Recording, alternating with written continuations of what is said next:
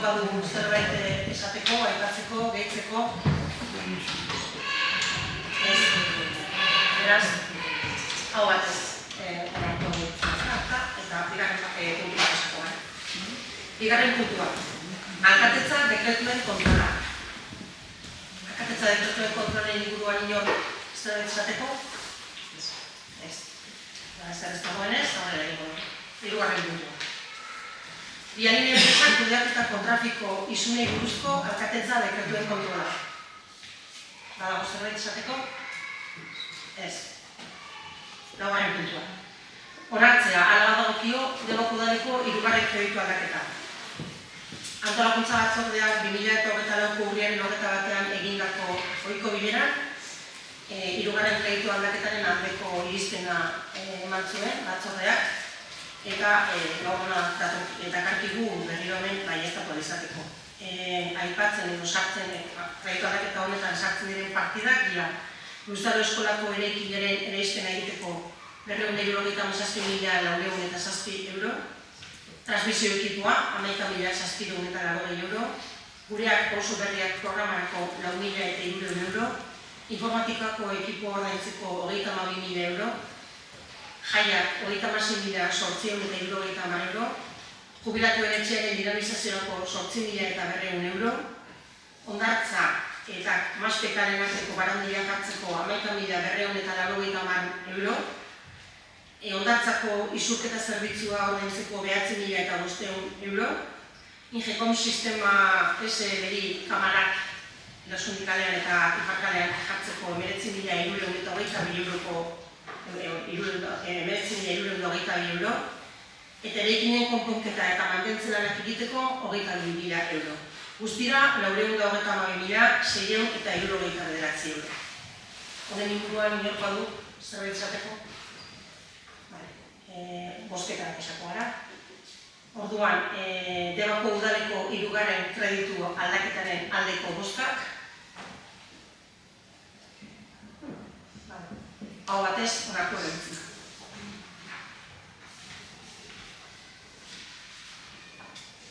Bosgarren puntua. Onartzea, hala badagokio 2025ko ordenantza fiskalak.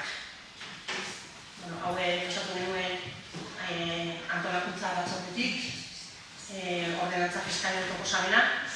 Udal gobernuak egiten den ordenantza fiskalen igoeraren proposamena, 5%koa da oroa.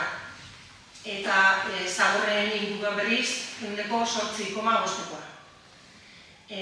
Badakigu, jakin, igoera hori inguruko herrietan egitena baino altuxoagoa dela, baina gure udalaren egoera ekonomikoa kontuan hartuta eta ditugu zerbitzuak dauzkagun moduan mantendu nahi baldin baditugu, egin beharreko egoera da eta horregatik da hau gure proposamena. Inork badu zerbait esateko? Arratsaldeon denoi. 2025ko ordenantza fiskali buruz udal gobernuak egindako proposamenari dagokionez, batetik ados gaude hondakinen tasa 8,5% igotzearekin. Orain arte mankomunitateak aurreikusten duen aurrekontu proposamenean araberako igoera aplikatu izan da urtez urte. Eta aurten ere proposamen bera egin da, tasa horren igoerarekin ados gaude. Nahiz eta mankomunitateko arduradunekin omen dela pare bat hasi izan genuen bileran aipatu izan bezala, herritarrekin eta mankomunitateko teknikariekin lanketa sakon bat egiteko beharra ere batez ere hondakinen sailkapena behar bezala egiteko eta errefusa gutxitzeko, ze azkenean hori da kostu gehien eragiten du. Hementzeko zerga eta tasei dagokienez, 5%ko igoera orokorra proposatu du udal gobernuak. Proposamen hau gehiagizkoa egitzen zaigu eta hala adierazi genizuen bai AJari eta bai orain debari tasaban hasteko bilera. Gainera 5% zerretan bai, baina zenbait tasetan 20%ko, 25%ko, 50%ko edo eta 100%ko igoera ere proposatu duzue. Eta hori dagokionez adibidez, gune batzutan 25% eta 50%ko igoera proposatu duzue. Bertako entxartela ere 5eurotik 10 eurora egotzia, 100%ko igoera da hori. Hilerritako tasak adibidez, 5% pixkat goran goro eduta daude, kirodeikoak eta tolduenak 5% pixkat bera goro eduta. energiako fonteko tasak eguneko 80ko igoera aplikatu duzu hor, 6 eurotik 10 eurotara kolpetik. Hondartzako kabinetakoak eguneko 25 eta 33 artekoak, udako jardoreko eguneko 12,5-koak. Orduan, udal gobernuak eguneko 5ko igoera orokorra proposatzen duela esatia, ez da oso gardena duzintza egitzen, orokorra bai zerretan, baina tasak danetik dago eta gaina batzuen igoera baizu bat ez da. Aurreko astean egun bileran, EH udaltaldeak bi proposamen zehatz intzizkien udal gobernuko taldei. Batetik, eguneko 5ko igoera, eguneko 3,6koa izatea, KPI-a eguneko 2,6 mitxora erarrekustezan eta horreik bat gehituta, eguneko 3,6ko igoera. Eta bestetik etxebizitza gutxen ibiaren errekargoa momentu honetan eguneko 75ean dago, eta proposatzen duen hori eguneko 100era igotzea. Eta modu hortan, diru-sarreretan igoera orokorraren bi proposamen horien artean, eguneko 3,6 eta eguneko 5 arteko ezberdintasun hori 35.000 edo 40.000 euro ingurukoa dana konpentsatuta geratuko litzateke.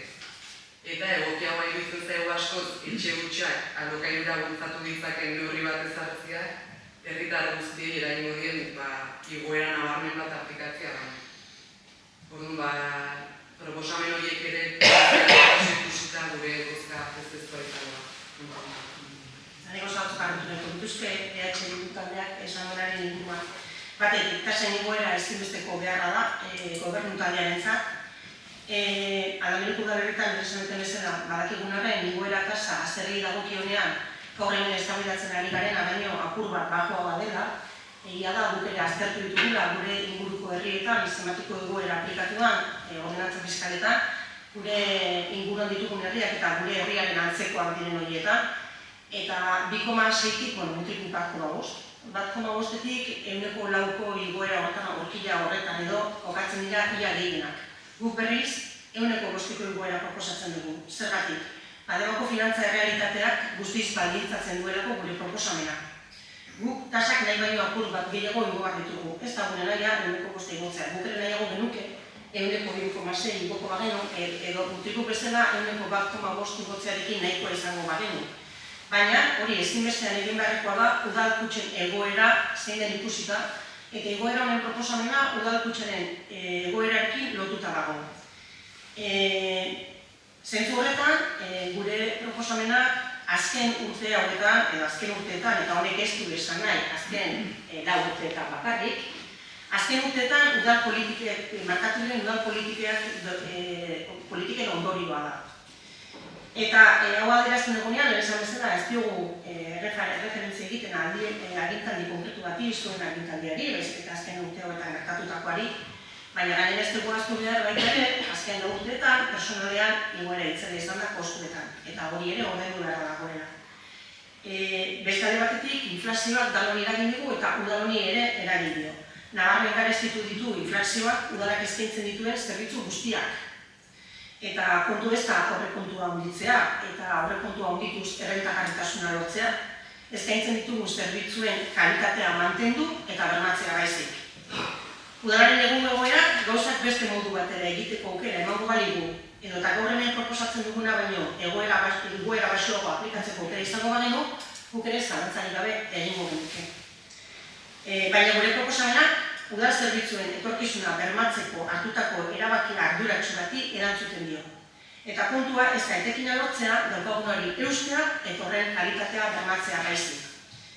Beraz, gobernu talde hau erabaki zailak baina arduratsuak hartzen ari da, beti helburu bakar batekin. Eta helburu hori da, Debarren eskaintzen dizkiegun zerbitzuen kalitateari eustea eta Debarrentzat eta Debarrontzat etorkizuna bermatzea. Aipatu duzuen baita ere, EH Bildu taldeak bi proposamen egin dizkiola gobernu taldeari. Eta batetik, eguneko 5ko egoera beharrean, eguneko KPI-aren eguneko 2,6 horri puntu bat gehiago aplikatu eta eguneko 3,6 igotzea, eta horrekin batera, etxebizitzen errekargoa, ibiaren errekargoa, eguneko 75tik eguneko 100era igotzen izan da. Bentsabeten gogorarazen nahi dizuet, udalerri honetan, etxebizitza hutsetan, eguneko 75ko errekargoa aplikatzen da. Horrek esan nahi du, etxe batean inor enpadronatuta ez baldin badago, etxe horren hiriari 175ko errekargu egiten jartzen zaiola. Ni gogorarazi nahi dut baita ere, dela dela udalerri bakarretakoa benetan eta serio errekargo aplikatzen duena. Aplikatzen du eta kobratu egiten du. Beste udalerri batzuetan ehuneko egoera badago ezarrita, baina gero konsumoa kontuan hartuta ez da aplikatzen. Deban berriz, ez da konsumorik kontuan hartzen eta mundu guztiari aplikatzen zaio. Egia da, hori egin ezkero, bi horiek planteatu ezkero, 35.000 euro aterako genituzkela eta 1,5-tik 1,5-erako diferentzia hori saietuko genukela, errekurrituko genukela. Baina zuek ondo dakizu bezala, momentu honetan, etxebizitza planaren lanketarekin gabiltza eta gai horietako bat da, puntu horietako bat horretak joratu beharko genukeena. Etxe iruditzen momentu horrenik horrelako errekargu bat planteatzekoa. Iruditzen zaigulako, etxebizitza planaren lanketarekin bukatu ondoren behar bada, neurri hori hartzeko moduan egon gaitezkeela eta ez momentu honetan. Beraz, 2025an izango dugunez etxebizitza planaren nondik norakoa, agian, datorren urteko ordenantza fiskaletan hori aplikagarria izan daiteke. Baina momentu honetan ez dut ikusten. Beraz, udaltaldeak 5%ko igoerarekin proposamenarekin jarraituko du.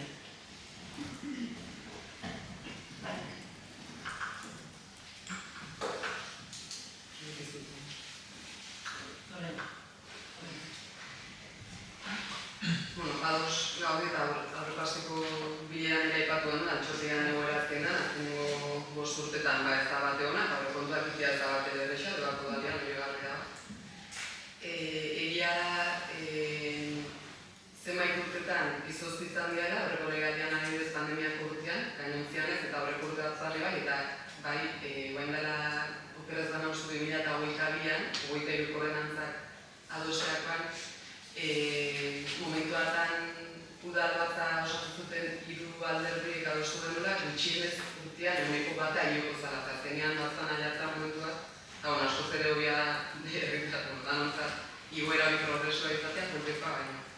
Hortan ados. Baina, azkenean gure bizte eguna da, askoz ere justuagoa da, bigarren etxebizitza dutenei errekargoa handitzea, herritar hori eguneko 5ko igoera handi hori aplikatzea. Eta, lehen esaten bezala, ezan ez gure proposamenik kontutan hartu da, zezko. Guk eskatzen dutuna da pazientzia eta lankidetza, etxebizitza hutsen arazoari eta baliabideen erabilera eraginkorrari aurre egiteko egokiak diren erabakiak hartzeko, etxebizitza plan honetan elkarrekin alegin ez, eta hori eskatzen duzuegu, uste dut hortik elkarrekin jomo garela, ados gaudelako etxebizitza plan baten beharraz eta horratu daitezkeen neurriak segurazko adostasunez hartuko ditugu, eta horren zain, guk eguneko guztatik jarretuko dugu. Beraz, bosketara pasatzera, hori ditzetan nazizu. Ordenantza fiskaletan, oroak, pasa zaizuen dokumentazio horretan guztietan azaltzen diran prezio horiek onartzearen aldeko bostak, 7. Ordenantza fiskaletan pasatu zaizuen dokumentazio horretan agertzen diren prezio horiek guztien ez onartzearen aldeko bostak, 6. Beraz, proposatutako ordenantza fiskal horiek izan dira onartuko direnak eta urtarrilaren 1-tik aurrera 2025an zehar indarrean egongo dira.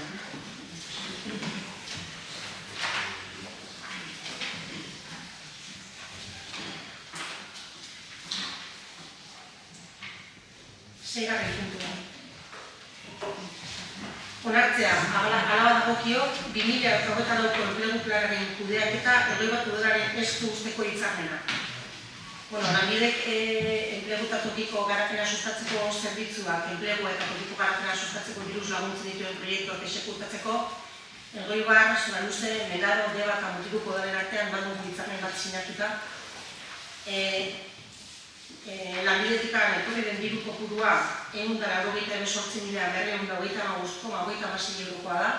Elgoibarko udalak jasotzen duenik, gero gainerako udalaren artean bakoitzak egin duen eskaeraren arabera banatzeko. Debako udalak 2 personaren eskaera egin ziren plan honetatik, eta horiek izan dira kondoenetako zaintza eta mantenua egiteko hartu ziren 2 persona. hortik jaso dugun diru kopurua da, kasu horietako bategatik 20.997 euroko kopurua, eta besteagatik 9.047. Ez dakit hau bozkatu behar dugu, Jose Luis? Bai, hori horrela. Esan dakoa, lanbidek enplegu eta tokiko garapena sustatzeko zerbitzu enplegua eta tokiko garapena sustatzeko diruz laguntzen dituen proiektuak esekutatzeko diru laguntza honen aldeko bozkak, hitzarmen honen aldeko bozkak, hau batez martuak ditzen. Zazpigarren puntua, sartu berri duguna, azaroaren 25-ko adierazpena. Irakurri egingo du eta gero bozkena. Azaroaren 25-ko adierazpena, emakumeen kontrako indarkeria desagerrarazteko nazioarteko eguna dela eta. Azaroaren 25-ka, emakumeen kontrako indarkeria desagerrarazteko nazioarteko eguna dela eta, udalok gaitxespen irmoa adierazten dugu indarkeria matxistaren adierazpen guztien aurrean. Eta beste erakunde batzuekin, mugimendu feministarekin eta gizarte osoarekin modu koordinatuan lan egiten jarraitzeko konpromisoa berresten dugu. Aurten, arreta jarri nahi dugu emakumeen aurkako indarkeria matxistaren diskurtso ukatzaileetan. Ultraeskuinak aurrera egiteko Europako eta munduko testuinguru batek bultzatuta jaiotzen baitira. Emakumeen eskubideetan izandako aurrerakenen aurreko erreakzio horrek, emakumeen eta haien inguruaren aurkako indarkeria ezerestu egiten du. Eta oraindik haratago doa, lege aldaketen biktimak gizonak direlako ustea sustatuz, berdintasunari eta indarkeria matxistari dagokienez. Naiz eta gero eta sentsibilizazio eta kontzientzia kolektibo handiagoa egon emakumeen aurkako indarkeriarik gabeko gizartearen alde, bai esparru legalean eta politikoan, bai sozialean, gaur egungo joera neomatxista hasten ari da. Manosfera dituzaion eremuan, mezu, misogino eta berdintasunaren aurkako mezu ugari daude. Ondorioz, indarkeriak ez duela generorik, asmakizun ideologikoa dela eta berdintasun politika urunegi iritsi direla bezalako mezuak jasotzen ari gara. Diskurtso horien aurrean, emakumeen aurkako indarkeria matxistaren datuek gogorarazten digute gure gizarteak egiturazko arazo bat duela, emakumeen eta gizonen arteko desberdintasunean oinarritzen dena. Negazionismoa arazo globala da, eta nazio batuek ere alarma piztu dute berdintasunaren aurkako mehatxu gero eta handiago ez, eta misoginaren normalizazioak ohartarazteko atipak hedabide digitalean. Hori guztia kontuan hartuta, Debok udalean emakumeen aurkako indarkeria ezerestu nahi duen edozein diskurtsoren aurka agertzen gara, eta horako konpromiso hauek hartzen ditugu. Gure herrian, euste horma kolektibo aktibatzea, emakumeen aurkako indarkeria ukatzen edo eta ezeresten duen edozein erreakzio matxistaren aurrean, tokiko eragile guztiekin lan eginez, mezu ukatzaileak indargabetzeko eta tokiko bizitzan barneratzeko eta halakoak sortuz, partaidetza maila, zurrumurru misoginoei eta mezu ukatzailei aurre egiteko tokiko sareak, komunikazio bateratuak, erantzun publiko eta kolektiboko protokoloak, gazteei zuzendutako sentsibilizazio neurriak hartzea, batez ere mutilei zuzendutakoak. Egunero jasotzen dituzten mezu misoginoak, emakumeen aurkako mezu bortitzak eta berdintasunaren aurkakoak desaktibatzeko batipat bitarteko digitalen bidez. Gune formal eta informaletan, eskola komunitateari zuzendutako hezkuntza eta prestakuntza prozesuak indartzea, indarkeria matxistaren aurrean mezu eta jarrera ukatzaile horiei aurre egiteko eta desaktibatzeko. Hezkuntza sailarekin hitz egiteko bideak erabiltzea, eskola kurrikulumean jarrera ukatzaileetan eta jarrera matxisten normalizazioan esku hartzea indartzeko. Berdin sareatik eta beste sareetatik ere, udalerriek sarean ekiteko aukera indartzea, negazionismoari aktiboki aurre egiteko eta udalerriek indarkeria matxistaren aurka kolektiboki borrokatzeko egiten duten apustua berresteko. Mugimendu feminista urte osoan zehar indarkeria matxistaren aurrean egiten duen lanketa balioan jartzeko. Era berean, emakumeen kontrako indarkeria desagerrarazteko nazioarteko eguna dela eta Deban, talde feministak antolatuko duen ekitaldian parte hartzera animatu nahi ditugu herritarrak. Emakumeen aurkako indarkeria matxista mota guztien aurrean gaitzespena modu aktiboan adierazteko. Adierazpenaren buruko bozka egin dugu.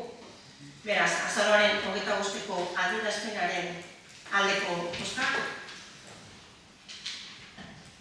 Adierazpena hau batez onartu agintu du. 8. azken puntua. Eskari eta galderak. Inork badu, zerbait esateko? Piztu mikrofono mesedez.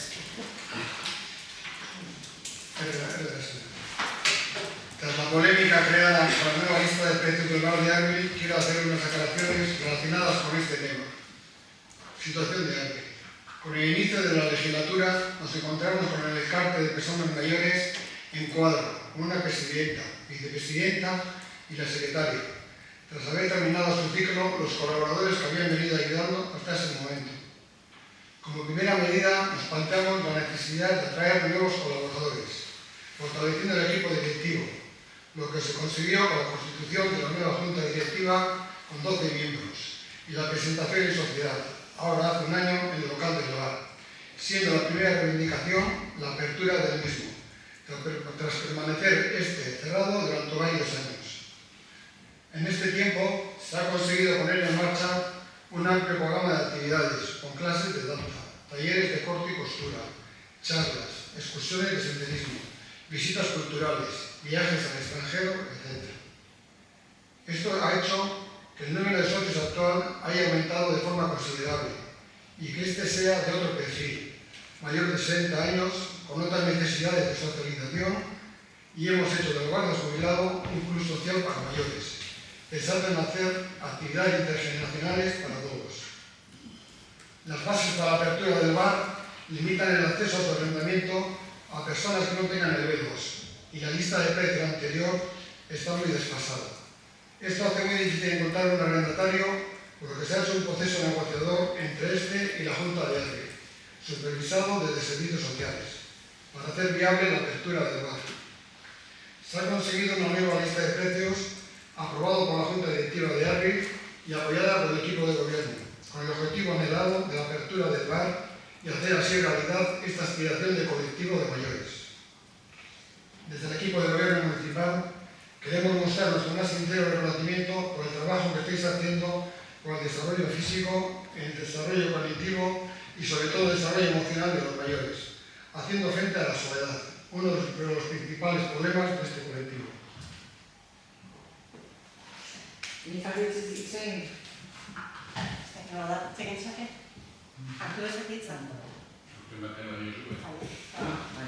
Horreri buruz gauza honen, esan.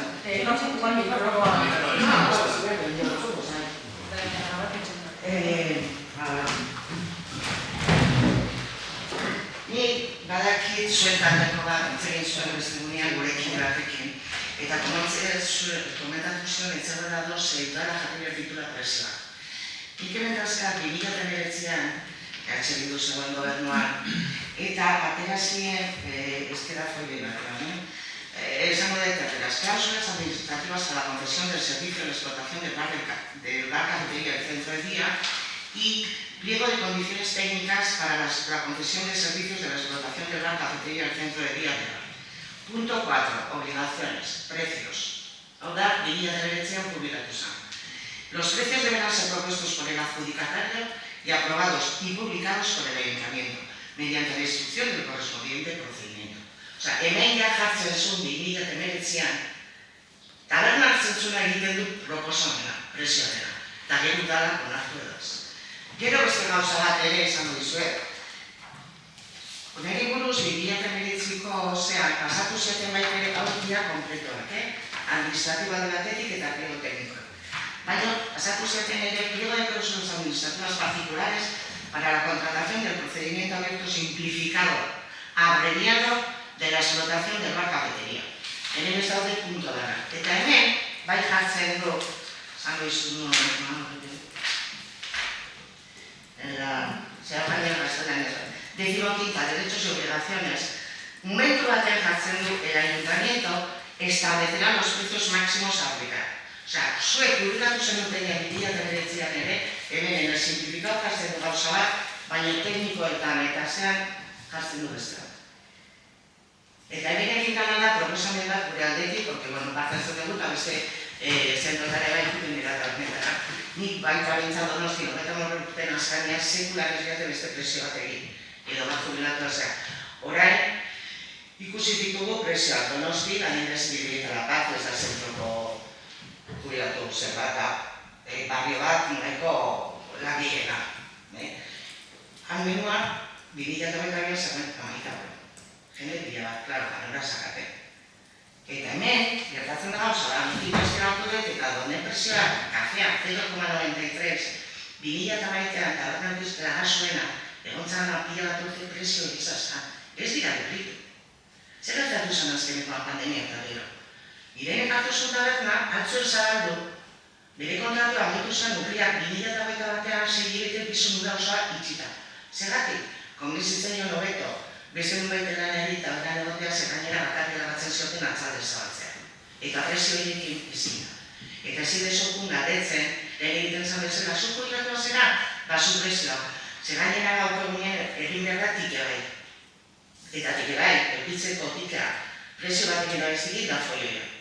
Orduan, gure aldetik proposatu den dut, denontzako prezio berdina. Merkeagoa kaian baino, baina denontzako prezio berdina. Ze hori ikusten dugu besteetan ere egiten dute. Eta hori, prezioari buruz, zuen kide batek, ezaguna, nola komentatu zuen hori, esan du, nik irakurrita dakak eta bilatu dut eta horrela dago. Proposan egiten du eta gero dela onartzen du edo ez.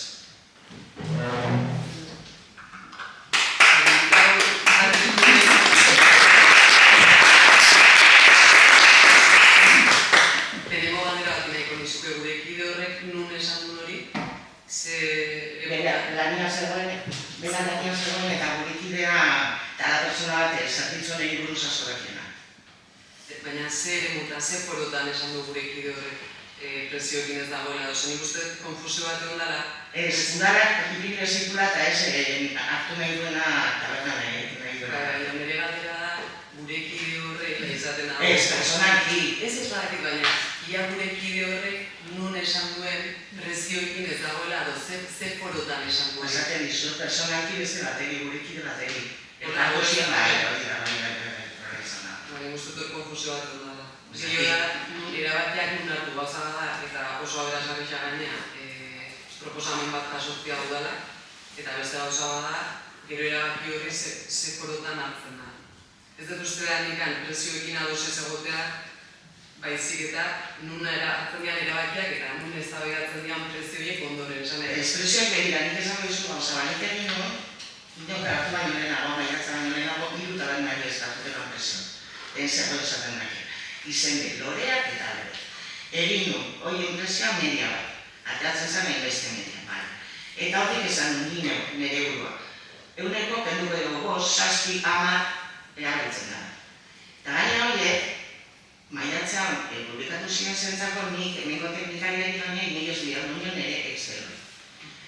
Nola etzan inotan, gero, bazegoen jende interesatuta, egon gainean bat, nino lagunde horiek eta esan dio, eta zuk eman zure tabernako prezioak, ez da tabernan barakalako, eta esango dugu. Eta nire biratu nukun hango mediakin, eta zematu txik, edo, nik egin nion, eta gero berak egin du bere proposamena. Ez da beste. Hori da oso dago, nik esan, arkitu nahi duna zen, ez dutela uste hola izan da nik edo, gupintzat ez dugu. Horrela izan da. Eta ez dela badaka. Eta biatu dizatu nire baiatzea. Hena izortaz ari, prezioekin ados ez egote hori. Gaizkulertu bat izan da, gure artean egiten duenean, ez dela hori hola. Horrela izan da. Eta gaina, ez mutilonek etxakan impresora eta nik imprimatu eta egiten nuen. Baina esan eta esaten dizu nik esan duzun zure presioa. Nik esaten dutena gure taldeko batek, esan duzu, gure taldeko bat ez dagoela. Komentatu zion hori.